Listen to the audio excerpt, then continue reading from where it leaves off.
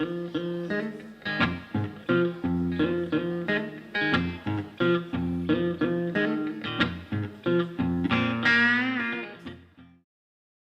experience of art. Not everyone likes the same kind of art, just as not everyone likes the same kinds of food or music. It's another manifestation of our individual characters. However, real art has a genuine presence that can't be denied even by those with differing tastes. An exposure to real art enriches life. Recently, I visited a retrospective exhibit of one of my favorite painters at the National Gallery of Art in Washington, D.C.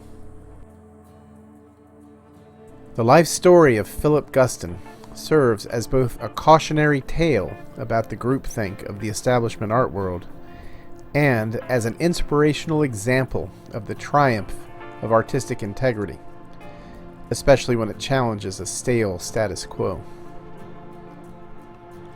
On June 27, 1913, Philip Guston was born as Philip Goldstein in Montreal to Jewish parents, refugees from Ukraine. In 1919, when he was a boy, the family moved to Los Angeles. Life was difficult, even in America. His father ended up committing suicide in 1923, and Philip discovered the body. But from an early age, Philip loved art. He remained a mostly self-taught artist. He did go to a vocational high school for a while, where a teacher exposed him to modern art. However, by the time Guston was 16, he and his classmate, future abstract superstar Jackson Pollock, got expelled together. They had collaborated on an illustrated satirical newsletter that attacked the school's emphasis on sports. Pollock later returned and graduated. Guston moved on. Guston had natural talent and a strong work ethic. He studied art books to increase his knowledge. He was fascinated by the stately compositions painted during the Italian Renaissance, especially Piero della Francesca. In modern art, he admired the eerie, timeless cityscapes of Giorgio de Chirico. But the hot art trend in the 1930s was social justice murals.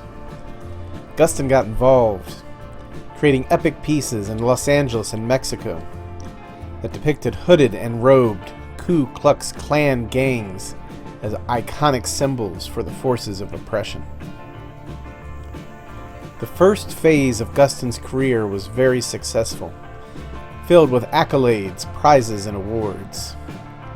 He left strident politics behind and developed a lyrical, figurative style of painting that captured the mysterious stillness of the artists who influenced him. He often depicted masked and costumed children at play. Such works earned Guston prestigious teaching positions at Midwest universities through the 1930s and 40s, despite the fact he had no degree himself. His future seemed secure. But it was this same success that isolated him from the evolving priorities of the art world as Americans started making their abstract expressions. As Guston started spending more time in New York in the late 1940s, he discovered both he and his beautiful art were considered passé, compared to the smeared and dripped paint of colleagues like Pollock and Willem de Kooning. It's been said what Guston did next either made him very brave or very cowardly. Guston followed the trend and reinvented himself as an abstract artist. Some called his misty marks abstract impressionism, a reference to the earlier art movement of light and space. I believe Guston was trying to fit in rather than be true to his own vision. Even as he created abstract paintings for almost the next 20 years, Guston was unhappy. Always articulate, Guston spoke of the misgivings he felt about the genre. There is something ridiculous and miserly in the myth we inherit from abstract art, he said. Also, I do not see why the loss of faith in the known image or symbol should be celebrated as freedom, he noted grimly. As the 1960s progressed, Guston's paintings turned sour. His late abstractions are sloppy and ashen, filled with unpleasant blobby shapes and crude brushwork. They practically radiate frustration and failure. As the decade dragged on, Guston stopped painting altogether. This could have been the end. However, as Guston said, we are image makers and image ridden. Guston could not give it up. His artistic journey was not over. Guston started all over again. This time, he would do it on his own terms. He was in his mid-50s. Guston embarked on an amazing streak of work that lasted the rest of his life. I got sick and tired of all that purity, he proclaimed. Wanted to tell stories. And what stories he was telling. Liberated from elitist dogma, Guston started depicting cartoonish scenes that were both madcap and menacing. Guston started working large scale again, consumed with passionate engagement and excitement for making pictures. From 1967 to 1969, I painted like mad, he described.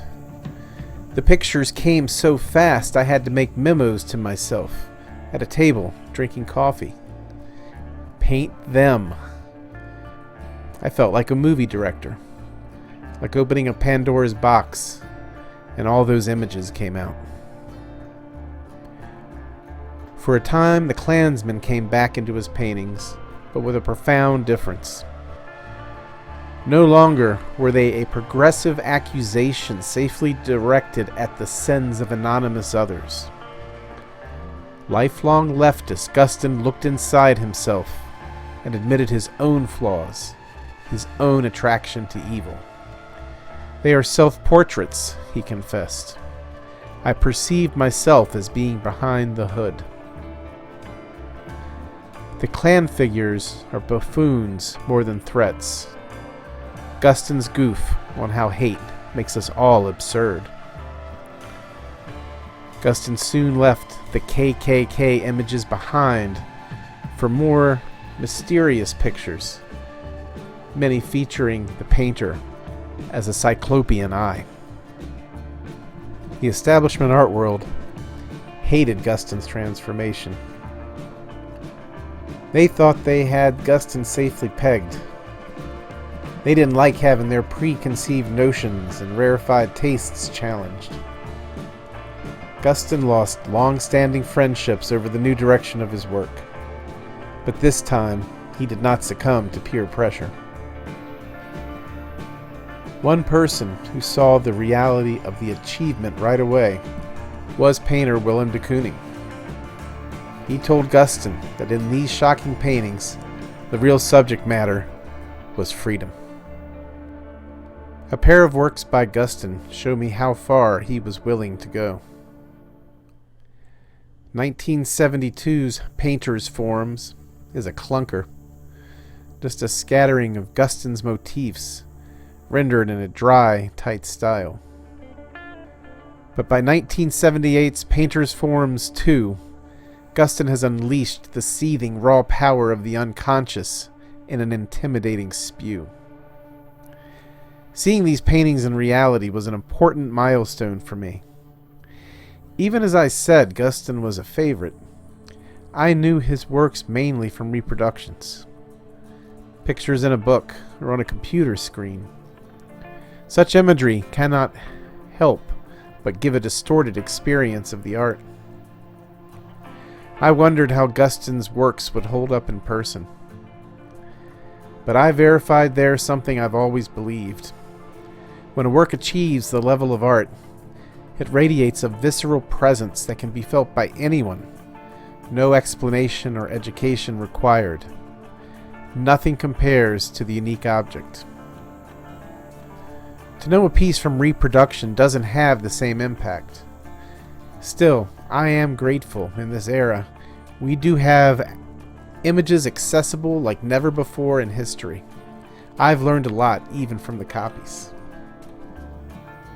But to be in the presence of originals was a real gift.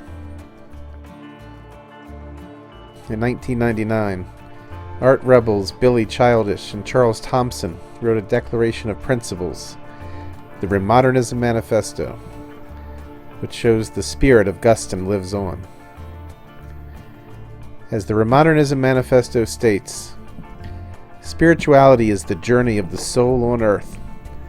Its first principle is a declaration of intent to face the truth. Truth is what it is, regardless of what we want it to be. Being a spiritual artist means addressing unflinchingly our projections, good and bad, the attractive and the grotesque, our strengths as well as our delusions, in order to know ourselves, and thereby our true relationship with others and our connection to the divine. This is Guston's story. This is the story of us all.